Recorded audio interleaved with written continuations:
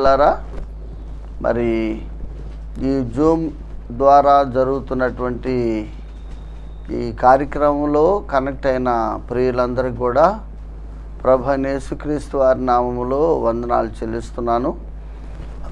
ఈ రాత్రి వేళ మనం మరి తిరిగి ఎజ్రా గ్రంథాన్ని మనం ధ్యానం చేద్దాం. గత కొంతకాలంగా ఎజ్రా గ్రంథంలో వరుసగా మొదటి అధ్యాయం నుండి వరుసగా ధ్యానాలు అందిస్తూ వస్తున్నాం. ఇప్పటికీ 20 వర్తమానాలు అందించడం జరిగింది. ఈరోజు 21వ వర్తమానం. ఎజ్రా గ్రంథం 9వ అధ్యాయం 5, 6 వచనాలు చదువుకుందాం. ఎజ్రా గ్రంథం 9వ అధ్యాయము 5, 6 వచనాలు. సాయంత్రపు అర్పణ వేళను శ్రమ తీరగా నేను లేచి నా వస్త్రమును పై దుప్పటిని చింపుకొని మోకాళ్ళ మీద పడి నా దేవుడని యెహోవా తట్టు చేతులెత్తి, నా దేవా నా దేవా, నా ముఖము నీ వైపు ఎత్తుకొనుటకు సిగ్గుపడి కిన్నుడనై ఉన్నాను. మా దోషములు మా తలలకు పైగా హెచ్చి ఉన్నవి. మా అపరాధము ఆకాశమంత ఎత్తుగా పెరిగి ఉన్నది. 15వ వచనం. యెహోవా ఇశ్రాయేలీయుల దేవా, నీవు నీతిమంతుడివై ఉన్నావు, అందువలననే నేటి దినమున ఉన్నట్లుగా మేము శేషించి నిలుచుచున్నాము. చిత్తగించుము, మేము నీ సన్నిధిని అపరాధులము గనుక నీ సన్నిధిని నిలుచుటకు అర్హులము కామని ప్రార్థన చేసితిని. మనం చదువుకున్న ఈ పరిశుద్ధ లేఖన భాగాన్ని మన ప్రియరక్షకుడు మన ఆత్మల క్షేమార్థమై దీవించునుగాక. ప్రభునందు ప్రియమైన దేవుని పిల్లలారా, మరి ఎజ్రా గ్రంథంలో మరి గత వర్తమానం 20వ వర్తమానంలో 9వ అధ్యాయము మొదటి 4 వచనాలు మనం ధ్యానం చేసాం. మొదటి 4 వచనాల్లో ప్రాముఖ్యమైన సంగతి ఏంటంటే, ఎజ్రా గ్రంథానికి మనం ఒక శీర్షిక పెట్టుకున్నాం. అదేమిటంటే ప్రార్థించిన ఎజ్రా అనేది మనం పెట్టుకున్న శీర్షిక. అయితే రెండవ శీర్షిక కూడా మనం పెట్టుకోవాలని జ్ఞాపకం చేసుకున్నాం. అదేమిటంటే పాపం చేస్తున్న దేవుని ప్రజలు, పాపం చేస్తున్న ఇశ్రాయేలీలు. కాబట్టి దేవుని ప్రజలైన ఇశ్రాయేలీలు పాపం చేస్తున్నట్లుగా మనం చూస్తున్నాం. దానిని బట్టి ఎజ్రా ప్రార్థించినట్లుగా మనం చూస్తున్నాం. ఆ విషయాలు చాలా క్షుణ్ణంగా వివరంగా గత వర్తమానంలో మనం ధ్యానించాం. మరలా ఇప్పుడు వాటి జోలికి వెళ్ళడానికి ఈ సమయం చాలదు. ఎందుకంటే ఈ 9వ అధ్యాయం మనం గమనించినప్పుడు ఎజ్రా గ్రంథంలో మొదటి గుంపు జెరుబ్బాబెలు నాయకత్వంలో బబులోను నుండి వచ్చారు. వారు సుమారు 50,000 మంది. వారికి ప్రారంభంలో ఉన్న వారిలో ఉన్నటువంటి ఆ భక్తి, దేవుని పని పట్ల ఉన్న ఆసక్తి, ఆతృత, మరి ఆత్మీయత 9వ అధ్యాయంలో చూస్తే కనబడడం లేదు. 3వ అధ్యాయంలో మనం గమనించినట్లయితే మొదట వచనం నుంచి 7వ వచనం వరకు ఎజ్రా గ్రంథంలో ఆ మొదటి గుంపు 50,000 మంది వచ్చారే, వారు ఎంత భక్తిగా ఉన్నారో దేవుని పని పట్ల అక్కడ మనం చూసాం. తర్వాత మీరు చదువుకోవచ్చు. ఆ ప్రజలే ఇప్పుడు 9వ అధ్యాయంలోకి వచ్చేసరికి పాపం చేస్తున్న వారుగా కనపడుతున్నారు. చూడండి, 3వ అధ్యాయంలో ప్రభు పని పట్ల, ప్రభు సేవ పట్ల, దేవుని సంఘం పట్ల, దేవుని మందిరం పట్ల, దేవుని పని పట్ల ఎంతో ఆసక్తిగా ఉండి త్యాగపూరితంగా తమ ఆస్తులన్నీ బబులోనులో విడిచిపెట్టి, తమ ఇళ్ళు వాకిళ్ళని బబులోనులో విడిచిపెట్టేసి కాలినడకన సుమారు 4 నెలలు ప్రయాణం చేసి యెరూషలేము వచ్చి దేవుని మందిరాన్ని కట్టారు. చాలా అడ్డంకులు వచ్చాయి. కొన్నిసార్లు కాస్త వారు నీరసపడినట్లుగా ఉన్నారు. అలా నీరసపడిన వారిని మరలా పునరుజ్జీవింప చేయాలి, రిస్టోర్ చేయడానికి మరి పరలోకమందున్న దేవుడు హగ్గై, జకరియా అనే 2 ప్రవక్తలను లేపాడు. వారి యొక్క సందేశాల ద్వారా, వారి వర్తమానాల ద్వారా వారు ప్రోత్సహించబడి తిరిగి మందిరం కట్టినట్టుగా మనం చూస్తున్నాం. చాలా బాగా ప్రయాసపడి చాలా భక్తిగా ఉన్నటువంటి దేవుని ప్రజలు, ఆ మొదటి గుంపు వారే ఇప్పుడు 9వ అధ్యాయంలోకి రాగానే పాపం చేస్తున్నారండి. చూసారా? ఇది ఒక విధంగా చెప్పాలంటే నేటి సంఘాల పటం. సంఘాలలో కూడా నేటి విశ్వాసులు ప్రారంభంలో ఉన్నంత దైవ భయము, దైవభక్తి మరి ఈ దినాల్లో మరి కొంతకాలం గడిచిన తర్వాత మనం గమనించడంలా 6వ అధ్యాయము 7వ అధ్యాయానికి మధ్యలో సుమారు 60 సంవత్సరాల కాల వ్యవధి ఉందని మనం గతంలో జ్ఞాపకం చేసుకున్నాం. అంటే బబులోను నుండి యెరూషలేము వచ్చిన 50,000 మందిలో కొంతమంది అప్పటికే వయసు పెరిగిన వారు, వయసు పెద్దవారు, వారు ప్రభు సన్నిధికి వెళ్ళిపోయి ఉంటారు. వారి 2వ తరం, వారి పిల్లలు ఇప్పుడు ఒక విధంగా చెప్పాలంటే 9వ అధ్యాయంలో వారిలో కొంతమంది అప్పుడు యవ్వనస్తులు ఉన్నవారు ఇప్పుడు వృద్ధులుగా ఉంటారు. అప్పుడు బాగా మధ్య వయస్సు వృద్ధాప్యానికి వచ్చిన వారు ఇప్పుడు ప్రభు సన్నిధికి వెళ్ళి వాళ్ళ పిల్లలు ఉంటారు. ఇప్పుడు వారు ఏం చేస్తున్నారంటే పాపం చేస్తున్నారు. చాలా భయంకరమైన పరిస్థితి. ఏం పాపం చేస్తున్నారని మనం గమనించామంటే 9వ అధ్యాయం ప్రారంభంలో ఎజ్రా ప్రార్థన చేయడానికి కారణం అన్నమాట వారు చేస్తున్న పాపం. వారు చేసిన గతంలో మనం గుర్తు చేసుకున్నాం. ఊరికి నేను గుర్తు చేస్తానంతే, ఇప్పుడు దాని మొత్తం గురించి వివరించేదేమి లేదు. మొదటి 2 వచనాలు లేక మొదటి వచనం 2వ వచనాన్ని మనం గమనిస్తే 6 రకాల పాపాలు వారు చేశారండి. దేవుని ప్రజలు ఏమిటంటే వారిలో ప్రత్యేకత లేదు. అక్కడున్న 7 జాతుల ప్రజలతో వారు కలిసిపోయారు. నంబర్ 1. నంబర్ 2, అన్యుల ఆచారాలు ఆచరిస్తున్నారు. నంబర్ 3, అన్యుల కుమార్తెలను తమ కుమారులకు వివాహం చేస్తున్నారు. నంబర్ 4, తమ కుమార్తెలను అన్యుల కుమారులకు ఇస్తున్నారు. నంబర్ 5, పరిశుద్ధత విషయమై వారికి ఏమి తీవ్రత లేదు, ఏది చేయడానికైనా సిద్ధంగా ఉన్నారు. నంబర్ 6, దేవుని ప్రజలు అన్య ప్రజలతో కలిసిపోయి మిశ్రిత జనాంగంగా తయారయ్యారు. ఇది ఎవరు చెప్పారో చాలా హుషారుగా వచ్చాడండి ఎజ్రా. బబులోను నుండి చాలా హుషారు, చాలా చిన్న గుంపు కదా. ఎజ్రాతో వచ్చిన వాళ్ళు ఎంతమంది అంటే మొదటి గుంపులో 50,000 మంది ఉన్నారు జెరుబ్బాబెల్ నాయకత్వంలో. ఎజ్రా నాయకత్వంలో వచ్చిన వారు 1496 మంది మాత్రమే.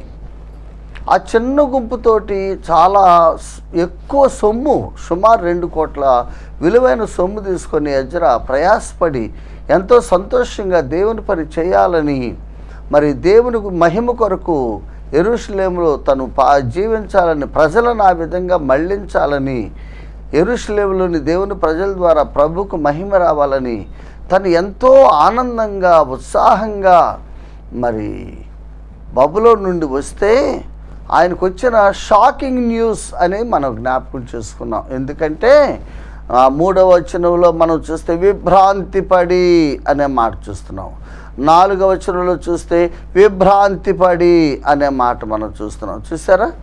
విభ్రాంతి ఏమిటంటే ఈయన వచ్చాడు దేవుని పని చేద్దామని, దేవుని మందిరంలో సేవ చేద్దామని. అయితే అక్కడ రాగానే అక్కడున్న అప్పటికి ఉన్న పెద్దలు ఉన్నారే, ఎవరెవరో తెలుసా? మొదటి వచనం చూస్తే ఇశ్రాయేలీయులలో యాజకులు, లేవీయులు, పెద్దలు. చూసారా? పెద్దలు వాళ్ళందరూ వచ్చాయా, నువ్వు వచ్చావు కానీ దేవుని ప్రజలు చెడిపోయారు, దేవుని ప్రజలు పాపంలో పడిపోయారు, దేవుని ప్రజల్లో ప్రత్యేకత లేదు, దేవుని ప్రజలు ఇక్కడున్న అన్య జనాంగంతో మిళితమైపోయారు, మిశ్రితమైపోయారు. అసలు అన్యుల పిల్లల్ని వారు వివాహాలు చేసుకుంటున్నారు అని అవన్నీ చెప్పినప్పుడు ఎజ్రా విభ్రాంతి పడ్డాడని దేవుని వాక్యంలో 2 పర్యాయాలు రాశాడు పరిశుద్ధాత్ముడు. షాకింగ్ న్యూస్ అన్నమాట. విభ్రాంతి పడిన తర్వాత ఆయన యొక్క స్పందన మనం చూడాలి. ఆయన స్పందన మనం చూసినప్పుడు 3వ వచనము 4వ వచనంలో ఎజ్రా స్పందన చూసినప్పుడు చాలా ఆధ్యాత్మికంగా, ఆత్మీయంగా ఉంది, చాలా సరళంగా ఉంది. ఎవరితో మాట్లాడలేదు ఆయన తన వస్త్రాన్ని, తన పై దుప్పటిని చించుకున్నాడు, తన తల వెంట్రుకలు, తన గడ్డపు వెంట్రుకలు పెరికి వేసుకున్నాడు, సాయంత్రం వరకు అలాగే కూర్చున్నాడు, ఎవరితో మాట్లాడలేదండి, ఉపవాసం ఉన్నాడు. ఇదే సందర్భం నెహెమ్యా కాలంలో కూడా జరిగింది. ఇప్పుడు ఎజ్రాకి ఏ సందర్భం అయితే ఎదురైందో నెహెమ్యాకు కూడా ఇదే సందర్భం ఎదురైతే నెహెమ్యా ఎలాగో ప్రవర్తించాడో ఒకసారి మనం చూడాలి. అంటే ఇద్దరు లీడర్స్ అన్నమాట. ఇక్కడ సంఘ నాయకుల యొక్క ప్రవర్తన ఎలా ఉండాలనేది ఎజ్రా నెహెమ్యాలలో మనం చూడాలి. చూడండి, ఎజ్రా గ్రంథము 13వ అధ్యాయం చివరి అధ్యాయం చూస్తే 23వ వచనంలో, ఆ దినములలో అష్టోదు, అమ్మోను, మోయాబు సంబంధులైన స్త్రీలను వివాహము చేసుకున్న కొందరు యూదులు నాకు కనబడిరి. చూసారా, ఇక్కడ నెహెమ్యా చెప్తున్నాడు. నెహెమ్యాకి ఇక్కడ కూడా అన్య వివాహాలు జరిగాయి. ఇక నెహెమ్యా కాలంలో కూడా అన్య వివాహాలు జరిగాయి. సేమ్ పాపం అన్నమాట. ఆ పాపం జరిగినప్పుడు ఇక్కడ ఎజ్రా స్పందన ఎలా ఉందంటే ఎవరితో మాట్లాడలేదు. తన గడ్డం, తన వెంట్రుకలు పెరికి వేసుకున్నాడట, తన వస్త్రాలు చించుకున్నాడు, తన పైదుప్పుడు చించుకున్నాడు, తను ఉపవాసం ఉన్నాడు, తను మౌనంగా సాయంత్రపు వేళ వరకు మరి ఆయన అలాగే కూర్చున్నాడు, నిశ్చేష్టుడైనట్లుగా. మరి ఇక్కడ నెహెమ్యా కూడా అదే పాపం చేసిన దేవుని ప్రజలను చూసినప్పుడు ఆయన స్పందన ఎలా ఉందో చూడండి. 25వ వచనం, అంతట నేను వారితో వాదించి, ఎజ్రా నోరు తెరవలా, నెహెమ్యా వాదించి వారిని శపించి కొందరిని కొట్టి వారి తల వెంట్రుకలు పెరికి వేసి, చూసారా, కొద్దిగా రఫ్గా కనబడుతుంది. నెహెమ్యా స్పందన, ఎజ్రా స్పందన మనం ఇక్కడ గమనించాలి.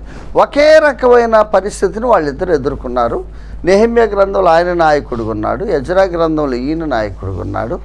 ఎజ్రాకి నెహెమ్యాకి తేడా గమనించండి. ఇద్దరు లీడర్సే, ఇద్దరు నాయకులే, ఇద్దరు బబులోను నుండి వచ్చిన వారే, ఇద్దరు దేవుని ప్రజల క్షేమాన్ని కోరేవారే, ఇద్దరు మంచి నాయకులే. కానీ ఒకరు కాస్త రఫ్గా, పరుషంగా ప్రవర్తిస్తున్నాడు నెహెమ్యా.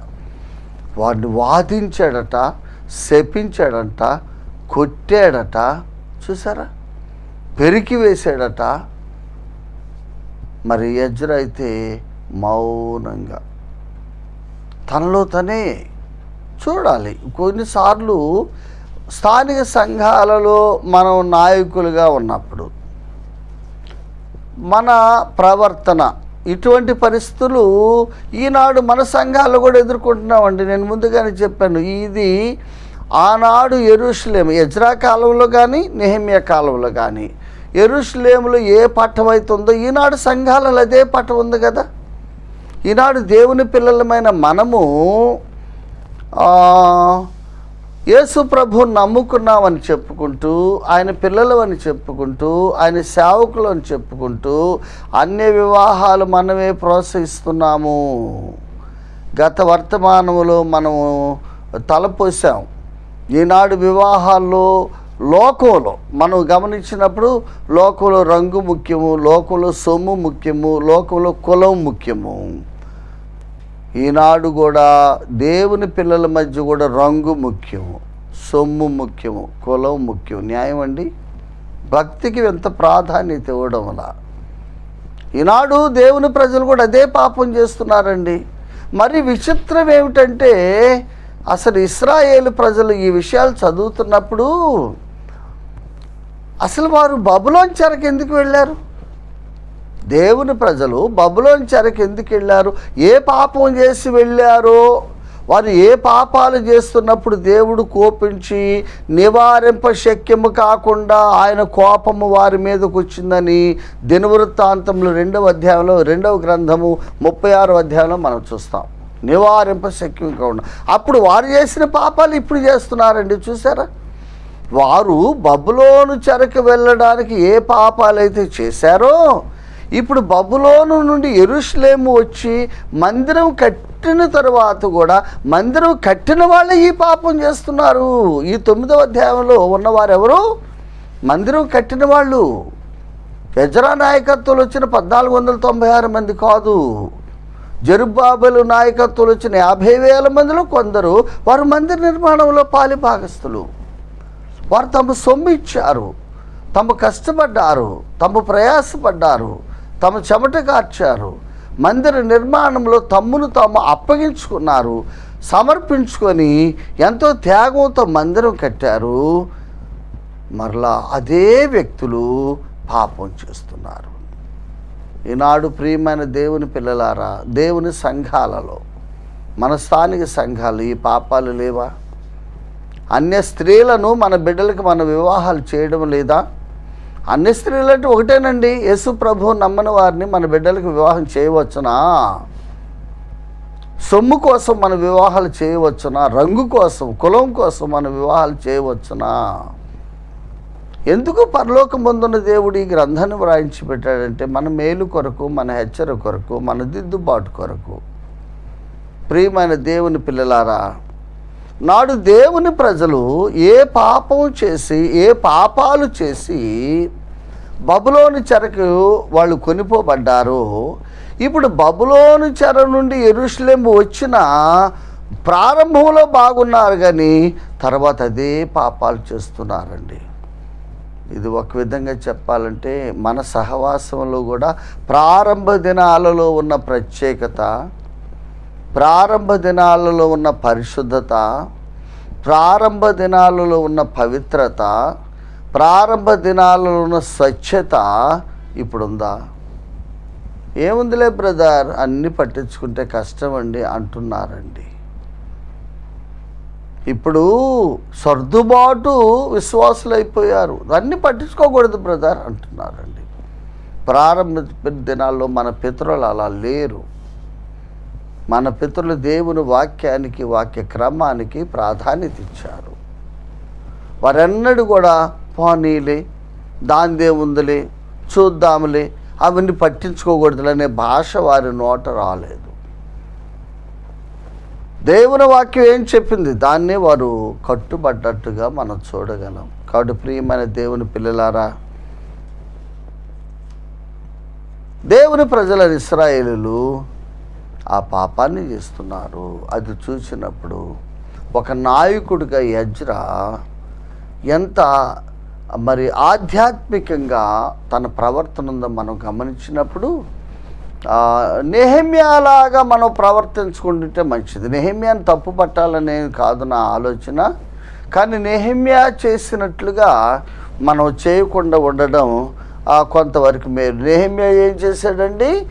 వారితో వాదించాడు. వాదన అవసరమా? ఎవరు వింటారండి వాదిస్తే? శపించాడు. మనకు స్పష్టంగా ఈ 13వ అధ్యాయం నెహెమ్యా గ్రంథం 25లో వారిని వాదించాడు, శపించాడు, కొందరు కొట్టాడు, కొందరు తల వెంట్రుకలు ఈయన పెరికి వేశాడట, అంటూ జుట్టు లాగాడు. అది కొద్దిగా అభ్యంతరకరంగా ఉంది. కాబట్టి మనం స్థానిక సంఘాల్లో నాయకులుగా ఉన్నప్పుడు, సేవకులుగా ఉన్నప్పుడు, సంఘ పెద్దలుగా ఉన్నప్పుడు కొంత స్మూత్గా ప్రవర్తించాలి, రఫ్గా ప్రవర్తించకూడదు, సరళంగా ఉండాలి మన కార్యక్రమాలు కానీ, భాష కానీ.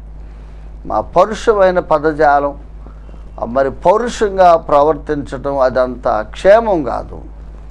కాబట్టి ప్రియమైన దేవుని పిల్లలారా, ఈ 2 లీడర్స్ నేను గమనిస్తున్నా.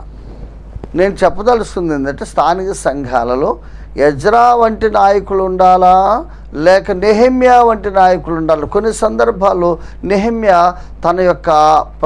తన యొక్క ఆ ఉద్రేకాన్ని అదుపు చేసుకోలేకపోయినట్లుగా ఆ వచనాలు మనకు చెప్తున్నాయి.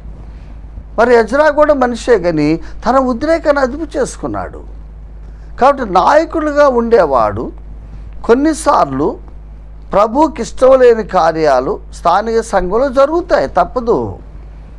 కొన్నిసార్లు ప్రభువుకు అవమానం జరిగే కార్యాలు దేవుని ప్రజలు చేస్తారు. తమ్మును తాము అదుపు చేసుకోవాలి, కానీ అదుపు తప్పి నాయకులు ప్రవర్తించకూడదనే ఒక సత్యాన్ని ఎజ్రా తన ప్రవర్తన ద్వారా మనకు చెప్తున్నాడు. అది నేను చెప్పదలుచుకుంది. నెహెమ్యా కొంత తన ఆవేశాన్ని అదుపు చేసుకోలేక కాస్త మరి ఉద్రేకంగా ప్రవర్తించినట్లుగా మనం చూస్తున్నాం. ఎజ్రా అలాగూ లేదు. అదొక్క విషయం మనం గమనించాలని, అది నా మనవు మాత్రమే. నాయకులుగా ఉన్నవారు ఇది గమనిస్తే మంచిది. ఆ తర్వాత చూడండి, ఎజ్రా ప్రార్థన చేశాడు. ఎజ్రా ప్రార్థన చేసేదానికి మరి ఇక్కడ తప్పు పనులు అంటే ఈ చెడ్డ కార్యాలు చేసింది ఎవరు? సామాన్యులు కాదు, ముఖ్యులండి. అక్కడ మనం చూసాం 2వ వచనంలో చూస్తే, ఈ అపరాధం చేసిన వారిలో పెద్దలను అధికారులు నిజముగా ముఖ్యులై ఉండిరి అని చెప్పిరి. చూసారా? పెద్దలండి.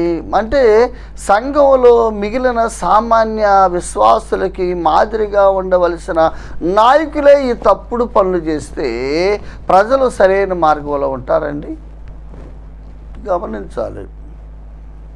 కాబట్టి ప్రియమైన దేవుని పిల్లలారా, ఈ తప్పుడు పనులు చేయడానికి నాయకులే ముందున్నట్లుగా మనం చూస్తాం. 9వ అధ్యాయంలోని 7వ వచనం చూడండి. అక్కడ ఎజ్రా ఒక మాట అంటాడండి, మా పితరుల దినములు మొదలుకొని నేటి వరకు మేము మిక్కిలి అపరాధులము. మా పితరుల దినములు మొదలుకొని. ఎజ్రా ఎంత యథార్థవాదో అర్థం చేసుకోవాలి. ఆయన ప్రార్థనలో కవరింగ్ లేదు, కప్పుకునేది లేదు. ఆయన ప్రార్థనలో విన్నపాలు లేవు. ఆయన ప్రార్థనలో కోరికలు లేవు. ఆయన ప్రార్థనలో తన తప్పు ఉన్నది ఉన్నట్టుగా ఒప్పుకుంటున్న ఎజ్రా. అది ఈ యథార్థత ఉండాలండి. మనం ప్రార్థన చేస్తున్నామంటే యథార్థత ఉండాలి మన ప్రార్థనలో. మన ప్రార్థనలో వేషధారణ ఉండకూడదు. చాలాసార్లు మనము వేషధారణతో కూడిన ప్రార్థన చేస్తున్నాం. మనలో ఉన్న లోపాన్ని నేరుగా ఒప్పుకోవడానికి మనం ఇష్టపడడం లేదు. ఎజ్రా ఎంత స్పష్టంగా చెప్తున్నాడండి 7వ వచనంలో, మా పితరుల దినములు మొదలుకొని నేటి వరకు మేము మిక్కిలి అపరాధులము. ఒకసారి ద్వితీయోపదేశకాండము 9:7 చూద్దాం. ఇక్కడ ఎజ్రా 9:7, అక్కడ ద్వితీయోపదేశకాండము 9:7 చూద్దాం. చూడండి, 9వ అధ్యాయము 7వ వచనం చదువుతున్నాను. అరణ్యములో నీవు నీ దేవుడైన యెహోవాకు కోపం పుట్టించిన సంగతిని జ్ఞాపకము చేసుకొనుము, దాన్ని మరువద్దు. ఇప్పుడు వినండి, ఇప్పుడు చదవబోయేది. నీవు ఐగుప్తు దేశములో నుండి బయలుదేరిన దినం మొదలుకొని ఈ స్థలమందు మీరు ప్రవేశించు వరకు మీరు యెహోవా మీద తిరుగుబాటు చేయుచునే వచ్చింది. ఇది వాళ్ళ నైజం, అది వారి నైజం, వారి స్వభావం. ఏదో ఒకరోజు కాదు, మాటికండి. మనం న్యాయాధిపతుల గ్రంథం చదివితే అక్కడ మాటికి వారు యెహోవాకు కోపం పుట్టించారు, యెహోవా దృష్టి దోషులయ్యారు. ఆ మాటలు చూస్తామండి. మాటికి వారిని ఫిలిష్తీయుల చేతికి అప్పగిస్తున్నాడు. తర్వాత ఒక న్యాయాధిపతిని పంపిస్తాడు. ఆ న్యాయాధిపతి వచ్చి వీళ్ళని రక్షిస్తాడు, వీళ్ళని కాపాడుతాడు. ఆ న్యాయాధిపతి ఉన్నంతకాలం వీళ్ళు సక్రమంగా ఉంటారు. న్యాయాధిపతి ఒకరోజు చనిపోతాడు కదండి. ఆయన చనిపోవటం మళ్ళీ పాపం చేస్తారు. న్యాయాధిపతుల గ్రంథ చరిత్ర అంతది, ఇశ్రాయేలు చరిత్ర అంతది. ఐగుప్తు నుండి బయలుదేరింది మొదలుకొని నేటి వరకు ఎవరో మోషే చెప్తున్నాడు. ఆ మోయాబు మైదానంలో, ఆ కనాను సరిహద్దుల దగ్గర ఎదురుగా కనాను ఉంది. మోషే వెళ్ళడానికి వీల్లేదు. యెహోషువ నాయకత్వంలో వారు వెళ్ళి స్వతంత్రించుకోవాలి కనానుని చెప్తున్నాడు. మీరు ఎటువంటి వాళ్ళు తెలుసా? ఐగుప్తు నుండి బయలుదేరింది మొదలుకొని నేటి వరకు దేవుని మీద తిరుగుబాటు చేసే ప్రజలు. అదే మాట ఇక్కడ ఎజ్రా చెప్తున్నాడు 7వ వచనంలో. ఏమన్నాడు చూడండి, ఏమన్నాడు? మా పితరుల దినం మొదలుకొని అప్పటి నుండి నేటి వరకు. చూసారు, ఇక్కడ కూడా నేటి వరకు మేము మిక్కిలి అపరాధులము. ప్రియమైన దేవుని పిల్లలారా, ఆలోచన చేయాలి. మనం మాటికి దేవుని ప్రజలు అని చెప్పుకుంటూ, మీరు ఎవరంటే దేవుని ప్రజలు అంటారండి. మా దేవుడు పరిశుద్ధుడు అంటారండి. మా దేవుడు పవిత్రుడు అంటాడండి. మా దేవుడు నిజమైన దేవుడు అంటామండి. సత్యవంతుడైన దేవుడు అంటామండి. పరిశుద్ధుడైన దేవుడు అంటామండి, ప్రభు మీద తిరుగుబడతామండి. ఇది మన బ్రతుకు. నాడు దేవుని ప్రజలను పిలువబడిన ఇశ్రాయేలీయులు ఇదే పరిస్థితులు ఉన్నారు. నేడు దేవుని ప్రజలను పిలువబడుతున్న స్థానిక సంఘము, యేసు రక్తంలో కడుగుబడిన దేవుని పిల్లలమైన మనము కూడా పరిశుద్ధత కాపాడుకుంటున్నామా, పవిత్రత కాపాడుకుంటున్నామా? చాలా స్పష్టంగా చెప్పారు 9వ అధ్యాయము 1వ వచనంలో, ఆ దేశము జనములలో నుండి తమ్మును తాము వేరుపరచుకొనక, ఆ ప్రజలతో కలిసిపోయారు. ఈనాడు విశ్వాసులు కూడా ప్రభు నమ్మని వారితో కలిసిపోతున్నారండి. ప్రభుకి అది సంతోషం కాదు, మనకి దీవెన కాదు. కాబట్టి ప్రియమైన దేవుని పిల్లలారా, ఎజ్రా ఎందుకు ప్రార్థన చేస్తున్నాడంటే వీరి పాపాన్ని చూసి దుఃఖించి, అదే కదా అక్కడ మనం చూసినప్పుడు 5-6 వచనాలు, మోకాళ్ళ మీద పడి నా దేవుడని యెహోవా తట్టు చేతులెత్తి, 6వ వచనం, నా దేవా నా దేవా నా ముఖము నీ వైపు ఎత్తుకుంటూ సిగ్గుపడి కిన్నుడనై ఉన్నాను. ఎజ్రా ఏం చేశాడండి? సిగ్గుపడటానికి పాపం చేసింది ఎవరు? ఎజ్రానా? ఎజ్రా కాదు. ఎజ్రా ఏ పాపం చేయలేదు, ఎజ్రాలో ఏ లోపం లేదు. దేవుని ప్రజలు పాపం చేస్తే నాయకుడు అంటున్నాడు, ఇది మా పాపం. చూసారా? ఆ ప్రజలు చేసిన పాపాలు తన పాపంగా భావించుకొని తను వారిలో ఒకడుగా ఉండి ప్రభు వైపు తిరిగి మరి ఎంతో ఖిన్నుడై, ఆ భాష చూడండి, ఖిన్నుడనై ఉన్నాను, సిగ్గుపడుతున్నాను ప్రభు వైపు చూడడానికి అంటున్నాడు. ప్రియమైన దేవుని పిల్లలారా, ఒక నాయకుని యొక్క లక్షణాలు ఇవి. ఎవరెట్లా పోతే నాకెందుకండి అని అంటున్నారండి ఈరోజు చాలామంది నాయకులు. ఈ సమాజం పట్ల ఎజ్రా ఎంత కన్సర్న్ అన్నమాట, ఎంత శ్రద్ధ కలిగి ఉన్నాడు గమనించాలి. నాయకుడంటే తనకు అప్పగించిన దేవుని మంద పట్ల శ్రద్ధ కలిగి ఉండాలి. ఆ మంద ఏం చేస్తుంది? ప్రభుకి ఇష్టలుగా ఉంటుందా, ప్రభుకి ఇష్టం లేని వారుగా ఉంటున్నారని ఖచ్చితంగా గమనించాలి. అది చాలా ముఖ్యమైన అంశం. గమనించుకుంటే ఎవరెలా పోతే నాకెందుకులే, నేను నాయకుడిగా ఉంటానంటే గ్రంథం ఒప్పుకోవట్లా. చాలా స్పష్టమైన విషయం. ఎజ్రాకి ఏమయ్యిందండి? వాళ్ళు కదా పాపం చేసింది. ఎజ్రా ప్రక్కన ఉండొచ్చు, లేదంటే ఎజ్రా అలగొచ్చు. ఈనాడు కొంతమంది నాయకులు అలుగుతారండి, మీరు ఇలా చేశారు, నేను మీ మధ్య ఉండను, వెళ్ళిపోతా అంటారు. ఎజ్రా అలా అన్నాడండి? వాళ్ళ మీద అలిగాడా? ఎజ్రా అంటున్నాడు, వీరు చేసిన తప్పులు నేను చేసినట్లే, వీరి పక్షంగా నేను ప్రభువుని క్షమాపణ అడుగుతా. మోషే కూడా అలాగే. మోషే కాలంలో మనం చూస్తే మోషే జీవితంలో ఎన్నో పర్యాయాలు మరి దేవుని ప్రజలు చేసిన వాటికి మోషే క్షమాపణ అడిగాడు. అసలు మోషే ఒక మాట అంటాడండి, అది చదివితే మనకి ఎంత మాదిరి. ఆయన ఒక నాయకుడు కదా. ఒకసారి ద్వితీయోపదేశకాండం తీయండి, మనకు చూద్దాం. మనం ఒక లీడర్ యొక్క క్వాలిటీస్ మనం ఇక్కడ గమనించాలన్నమాట. 2 పర్యాయాలు మోషే ఈ మాట అన్నాడండి. మొదటి అధ్యాయము ఆ ఇశ్రాయేలు ప్రజలతో మాట్లాడుతూ 37వ వచనంలో, మరియు యెహోవా మిమ్మును బట్టి నా మీద కోపపడి, నేనేం తప్పు చేయలా, మిమ్మును బట్టి నా మీద కోపపడి నీ పరిచారకుడకు నూనె కుమారుడని యెహోషువ దానిలో ప్రవేశించును కానీ నీవు దానిలో ప్రవేశింపవు. ఏం చేశాడంటే మోషే? పాపం చేసింది ఎవరు? ఇశ్రాయేలు ప్రజలు. మోషే అన్నాడు, దేవుడు మిమ్మును బట్టి చాలా స్పష్టంగా చెప్పాడు. మిమ్మును బట్టి దేవుడు నా మీద కోపడి నన్ను కనానులో ప్రవేశించొద్దన్నాడు. మరొక మాట కూడా చూడండి, 3వ అధ్యాయము 26వ వచనం, యెహోవా మిమ్మును బట్టి నా మీద కోపపడి నా మనవి వినకపోయెను. మిమ్మును బట్టి నా మీద కోపపడి నా మనవి వినకపోయెను. ప్రియమైన దేవుని పిల్లలారా, కొన్నిసార్లు ఆ సందర్భాన్ని మనం గమనించినప్పుడు ఆ ఒక్క మాట తను అదుపు చేసుకోలేక వారు చేసిన సందర్భాన్ని బట్టి మోషే అన్న ఒక్క మాట, ద్రోహులారా అన్న ఒక్క మాట, కాని మాట, ఒక్క మాట అన్నందు బట్టి ప్రభు క్షమించల. అర్థమైందా?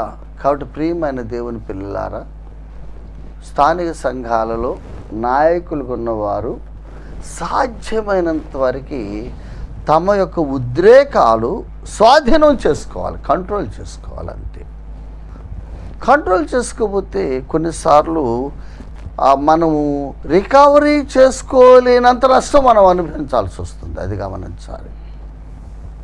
ఇక్కడ ఎజ్రా అనే నాయకుడు తను అణుచుకుంటున్నాడు. తను కూడా ఒక మనిషే, తనే పైనుంచే ఓడిపడలా, కానీ తను అణుచుకుంటున్నాడు. తన యొక్క ఉద్రేకాన్ని అణుచుకుంటున్నాడు, తన నోటిని కాపాడుకుంటున్నాడు. చూసారా? తన ఉద్రేకాన్ని అణుచుకుంటున్నాడు, తన నోటిని కాపాడుకుంటున్నాడు. ప్రభు విషయంలో ఎంతో ఆధ్యాత్మికమైన నాయకత్వ లక్షణాలు కలిగిన వ్యక్తిగా, ఒక మాదిరి గల నాయకునిగా మరి ఎజ్రా ఇక్కడ కనబడటం మనం చూస్తున్నాం. ఎజ్రా ఈ యొక్క 5వ వచనం నుండి 15వ వచనం వరకండి, 11 వచనాలండి. ఈ 11 వచనాలు ఎజ్రా ప్రార్థన. ఎజ్రా ప్రార్థనలో ముఖ్యమైన 4 తలంపులు ఉన్నాయి.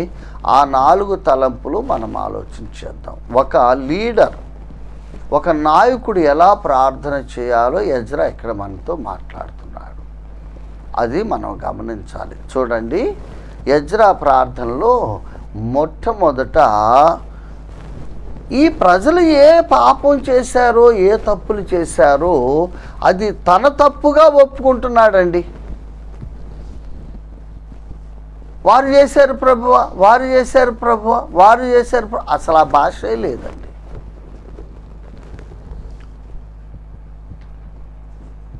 ఆ యొక్క సమూహానికి నాయకుడిగా ఆయన ప్రార్థన, ఆయన భాష చూడండి.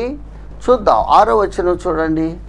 నా దేవా, నా దేవా, నా ముఖము నీ వైపు ఎత్తుకొనుటకు సిగ్గుపడి ఖిన్నుడనై ఉన్నాను. మా దోషములు మా తలలకు పైగా హెచ్చి ఉన్నది, మా అపరాధము ఆకాశమంత ఎత్తుగా పెరిగి ఉన్నది. ఏమండి, ఎజ్రా ఏం అపరాధం చేశాడు? ఏమి దోషం చేశాడు? దోషం చేసింది ఎవరు? అపరాధం చేసింది ఎవరు? తప్పు చేసింది ఎవరు? అన్యాచారాలు చేస్తున్నది ఎవరు? అన్యుల వివాహం చేసుకున్నది ఎవరు? ప్రత్యేకత లేకుండా ప్రజలతో కలిసిపోయి జీవిస్తుంది ఎవరంటే దేవుని ప్రజలు. ఎజ్రాలు ఏమి ఒక్కటి కూడా తప్పులేదు, కానీ అంటాడు మా దేవ, మా పాపములు, మా దోషములు. చూడండి, మా దోషములు, మా అపరాధములు. చూసారా? తనను తాను కలుపుకొని ఒక నిజమైన నాయకుని ప్రార్థన. 7వ వచనం కూడా చూడండి. 7వ వచనం మనం గమనించినట్లయితే, మా పితరుల దినములు మొదలుకొని నేటి వరకు మేము మిక్కిలి అపరాధులము. మా దోషములను బట్టి మేమును, మా రాజులను, మా యాజకులను అన్య దేశముల రాజుల వశమునకును, ఖడ్గమునకును, చెరకును, దోపునకును నేటి దినము ఉన్నట్లు అప్పగింపబడుట చేత మిగుల సిగ్గునందిన వారమైతివి. 7వ వచనంలో కూడా మా మా మా వారండి, వారు చేశారండి, వారి దోషాలండి, వారి దోషాలు క్షమించు ప్రభు అంటలా. మా దోషములు. అంతేనా? మరొక వచనం చూడండి, 10వ వచనం. మా దేవా, ఇంత కృపనొందిన తరువాత మేమేమీ చెప్పగలము, మేమేమీ చెప్పగలము. 13వ వచనం కూడా చూడండి. 13వ వచనం. అయితే మా దుష్క్రియలను బట్టి, మా గొప్ప అపరాధములను బట్టి, మా శ్రమలన్నీ మా మీదకు వచ్చిన తర్వాత మా దేవుడు అయిన నీవు మా దోషంలోకి రావాల్సిన శిక్షలు కొంచెమే మా మీద ఉంచి. ఇది చూడండి, అసలు అన్నీ నేను మా మా మా దుష్క్రియలు, మా గొప్ప అపరాధములు, మా మీదకు వచ్చినవి, మా దోషములకు రావలసిన శిక్ష. అది ఏమిటంటే ఈ ప్రజలు వేరు, నేను వేరు, ఆ భావన ఉండకూడదు నాయకుడంటే. ఈ ప్రజలలో నేను కూడా ఒకటి, వారు చేసిన తప్పులు నేను చేసినట్టుగా భావించుకొని ఎజ్రా ప్రార్థన చేస్తున్నట్లుగా మనం చూస్తున్నాం. 15వ వచనంలో కూడా చూస్తే, యెహోవా ఇశ్రాయేలు దేవా నీవు నీతిమంతుడివై ఉన్నావు. ఆ చివరిలో చూస్తే, మేము నీ సన్నిధిని అపరాధులము మేము. కాబట్టి ఎజ్రా ప్రార్థనలో మొదటి అంశం ఏమిటంటే, వారు చేసిన పాపము నేను చేశానని ఒప్పుకుంటున్నాడు. ఇది ఒక మంచి నాయకత్వ లక్షణం. ఎవరి మీద మనం నెట్టేసి వారు తప్పు చేశారండి, కానీ నాయకులుగా మన బాధ్యత కూడా ఉంది. మనం వారితో కలిసి ఇది మా దోషమే ప్రభా నన్ను క్షమించమని ఒక నాయకుడిగా మనం కూడా అడగాలి అనే ఒక సత్యాన్ని ఎజ్రా తన ప్రార్థన ద్వారా మనతో మాట్లాడుతున్నాడు. గమనించాలి, మన ప్రార్థనలో ఈ విషయం ఉండాలి. సంఘం అంటే సమిష్టి, ఎవరికి వారు వ్యక్తిగతమైంది కాదు. సంఘంలో నాయకుడు అంటే సహజంగా సంఘ పెద్దలండి. సంఘ పెద్దలు సంఘానికి ప్రతినిధులు. సంఘ పెద్దలు కొన్నిసార్లు స్థానిక సంఘంలో కొన్ని పొరపాట్లు జరిగినప్పుడు, కొన్ని అపరాధం జరిగినప్పుడు, ప్రభువుకి అవమానం జరిగే కార్యాలు జరిగినప్పుడు అవి మా ద్వారా జరిగి దానికి మేము కూడా బాధ్యులమని మనం భావించాలి. అది ఎజ్రా చెప్తున్న సత్యం. అంతేగాని వారు చేశారు ప్రభువా నాకు సంబంధం లేదంటానికి ఎందుకు మనం నాయకులుగా? ప్రియమైన దేవుని పిల్లలారా, ఇది ఒక సత్యం అని మనం గమనించాలి. రెండవ సత్యం ఏమిటి? రెండవ సత్యం గమనిస్తే 8వ వచనం చదువుతున్నా. అయితే ఇప్పుడు మా దేవుడు మా నేత్రములకు వెలిగించి మా దాస్యంలో మమ్మను కొంచెము తెప్పరెల్లా చేయనట్లుగాను, మాలో ఒక శేషము ఉండనిచ్చినట్లుగాను, తన పరిశుద్ధ స్థలమందు మమ్మల్ని స్థిరపరచునట్లుగాను మా దేవుడైన యెహోవా కొంత మట్టుకు మా ఎడల దయ చూపి ఉన్నాడు. జ్ఞాపకం చేసుకున్నాడు దేవుడు ఏమేం చేశాడు. అంతేనా? మరొక మాట చూడండి, 9వ వచనం. నిజముగా మేము దాసులమైతిమి, అయితే మా దేవుడు అయిన నీవు మా దాస్యములో మమ్మల్ని విడువక, గమనించారా, మా దాస్యములో మమ్మల్ని విడువక పారసీక దేశపు రాజుల ఎదుట మాకు దయ కనపరిచి మేము తెప్పరిల్లునట్లుగా మా దేవుని మందిరమును నిలిపి దాని పాడైన స్థలములను తిరిగి బాగు చేయుటకును యూదా దేశమందును యెరూషలేము పట్టణమందును మాకు ఒక ఆశ్రయమునిచ్చుటకు కృప చూపితివి. 13వ వచనం చూస్తే, మా దేవుడు అయిన నీవు, మధ్యలో చదువుతున్నా మొత్తం అక్కర్లా, మా దేవుడు అయిన నీవు మా దోషములకు రావలసిన శిక్షలు కొంచెమే మా మీద ఉంచితివి. ఇదేంటంటే ప్రభువు వాళ్ళ పట్ల చూపిన ఆ దయకు, వారికి చేసిన మేళ్లకు కృతజ్ఞత. మనం చేసే ప్రార్థనలో ప్రభు ద్వారా ఎన్నో మేళ్ళు పొందుతున్నామండి. ఎజ్రా చూడండి, కృతజ్ఞతలు చెల్లిస్తున్నాడు ప్రార్థనలో. 8వ చరణంలో మనం చూస్తే, మాలో కొంత శేషం ఉండనిచ్చావు, అది నీ కృప అంటున్నాడు. 9వ వచనంలో మా దేవుని మందిరాన్ని తిరిగి మాకు ఇచ్చావు, మమ్మల్ని తెప్పరిల్ల చేశావు, ఇది మీ కృప అంటున్నాడు. 13వ వచనములో నిజంగా మాకు ఎంతో శిక్ష రావాలి, కానీ మా మీద వేయవలసినంత శిక్షను వేయకుండా కొంచెమే శిక్ష వేసే దేవా నీకు స్తోత్రం. చూసారా, మన ప్రార్థనలో రెండవ అంశం, ఒక నాయకునిగా మనం చేసే ప్రార్థనలో కృతజ్ఞతలు కూడా ప్రభువు చెల్లించాలి. మొదటేమో మన పాపాలు ఒప్పుకోవాలి.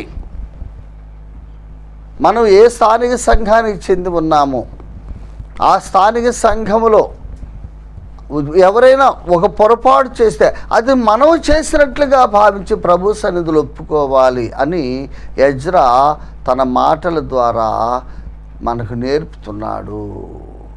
రెండవదిగా, ప్రభు మన పట్ల ఎన్ని కృపలండి. ఈరోజు ఈ స్థాయిలో ఉన్నామంటే, ఈ స్థానంలో ఉన్నామంటే, ఈ స్థితిలో ఉన్నామంటే ఆయన కృప కాదా?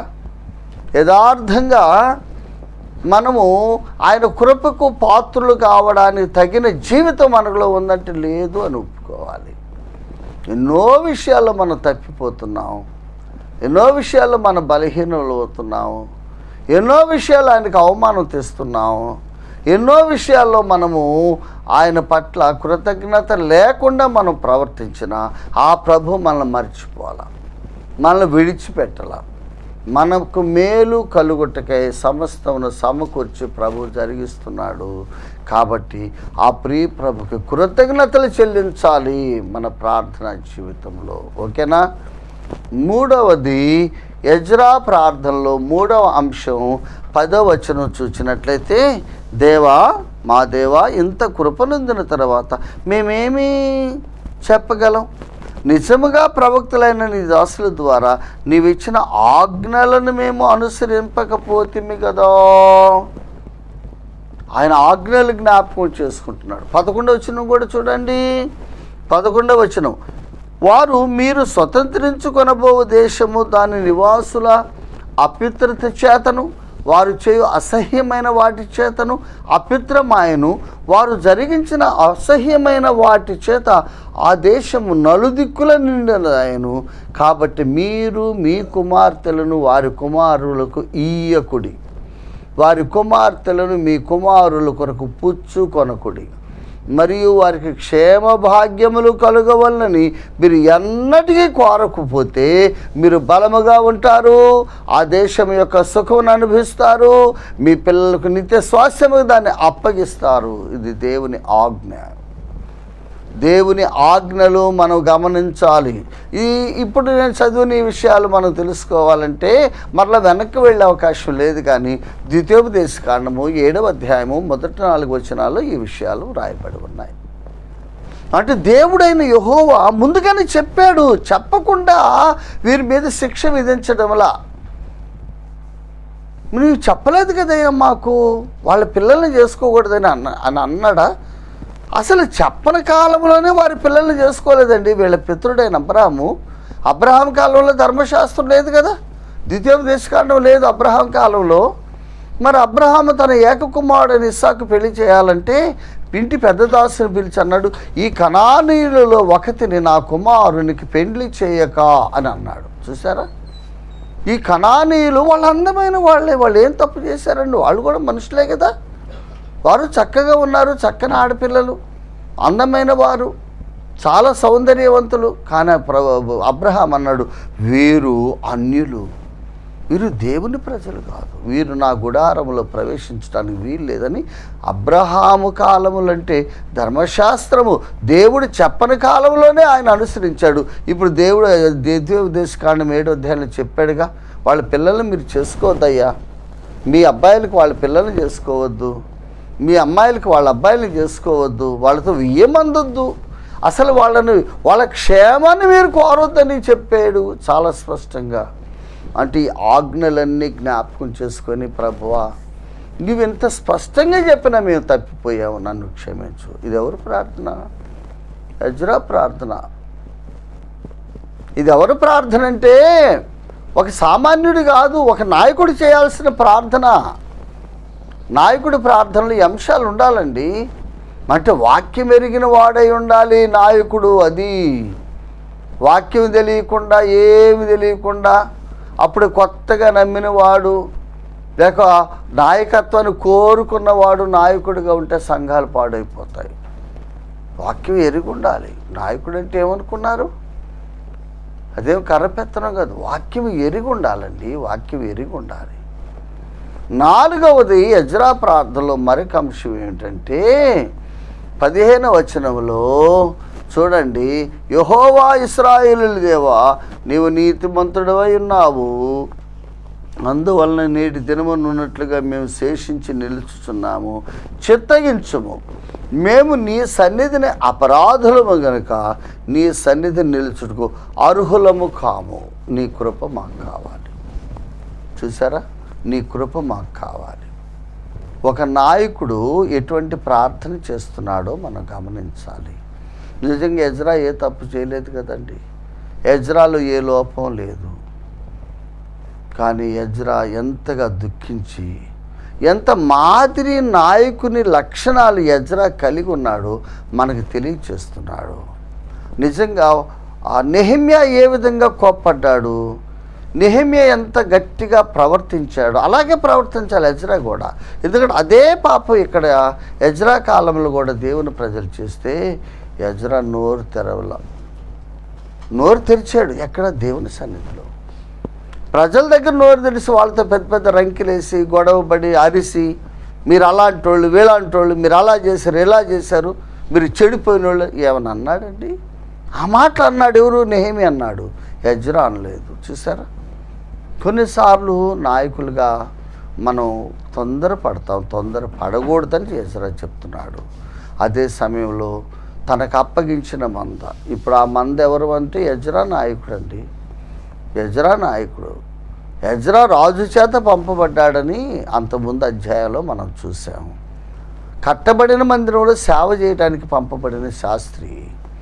కాబట్టి ఎజ్రా ఎంత సాధువుగా ఉన్నాడో మనం ఇక్కడ గమనిస్తున్నాం. ఎంత ఆధ్యాత్మికమైన స్థితిగతులు కలిగి ఉన్నాడో మనం ఇక్కడ గమనిస్తున్నాం. అంతేకాదు, ఎజ్రా ప్రార్థనలో 4 అంశాలు మనం చూసాము. 1, ఆ ప్రజలు చేసిన పాపం నాది అని నాయకుడు ఒప్పుకుంటున్నాడు, క్షమించమని అడుగుతున్నాడు. నంబర్ 2, దేవుడు ఎంత దయగలిగిన వాడో, ఎంత కరుణామయుడో, ఎంత కృపగలిగిన వాడో అవన్నీ జ్ఞాపకం చేసుకొని ప్రభుకి కృతజ్ఞతలు చెల్లిస్తున్నాడు. 3, ఆయన ఆజ్ఞలు జ్ఞాపకం చేసుకుంటున్నాడు. ప్రభువా, నీవు ముందుగానే చెప్పావు నాయన, మేము వినలేదు, నువ్వు చెప్పలేదని నీ మీద నేరం మోపడానికి మాకు హక్కు లేదు, నువ్వెంతో స్పష్టంగా చెప్పినా మేము తప్పు చేసామంటున్నాడు. 4వదిగా, ప్రభువా నీ కృప మాకు కావాలి, మమ్మల్ని క్షమించు. చూసారా, అదే మాట అన్నాడు. చిత్తగించుము, మేము నీ సన్నిధిని అపరాధులము అన్నాడు. అంతేకాదు, 15వ వచనంలో అందువలననే నేటి దినమున ఉన్నట్టుగా మేము శేషించి నిలుచుచున్నాము. ఈ మాట గుర్తుపెట్టుకోండి, శేషించి నిలుచుచున్నాము. ఈరోజు మనం కూడా చెప్పే నేను కానీ, వినే మీరు కానీ, ప్రపంచంలో దేవుని ప్రజలుగా ఉన్న వారందరూ శేషమే. ఎంతోమంది మనకంటే ఘనులైన వారు, గొప్పవారండి, నిజంగా గొప్ప భక్తులండి, దాటిపోయారండి. మనం శేషించి ఉన్నామంటే అది దేవుని కృప. ఆ కృప ఇంకా కావాలి ప్రభువా, మమ్మల్ని క్షమించమని అడుగుతున్నాడు. కాబట్టి ప్రియమైన దేవుని పిల్లలారా, మన సంఘాలలో కూడా ఈ 9వ అధ్యాయంలో ఇలాగే ఇటువంటి సందర్భాలు మనకు ఎదురయ్యే ప్రమాదం ఉంది. ఈనాడు అసలు అన్ని సంఘాలు ఇదే పాపాలు కదండి, విశ్వాసులు చేయటం. పవిత్రత ఎక్కడుందండి, ప్రత్యేకత ఎక్కడుందండి? సందర్భాలు వస్తే అంతా లోకంతో కలిసిపోతున్నారండి, ఏమి తేడా కనపడటం లేదు. కాబట్టి అవన్నీ మనం గమనించాలి, ప్రభు వైపు తిరగాలి, సంఘక్షేమం కోసం మనం ప్రార్థించే వారంగా ఉండాలి. కానీ దేవుని పిల్లలతో జగడాలు, మరి వారితో వాదాలు పెట్టుకోకూడదని దేవుని వాక్యం ద్వారా మనం నేర్చుకున్నాం. ప్రభు మాటలు దీవించునుగాక. ఆమేన్.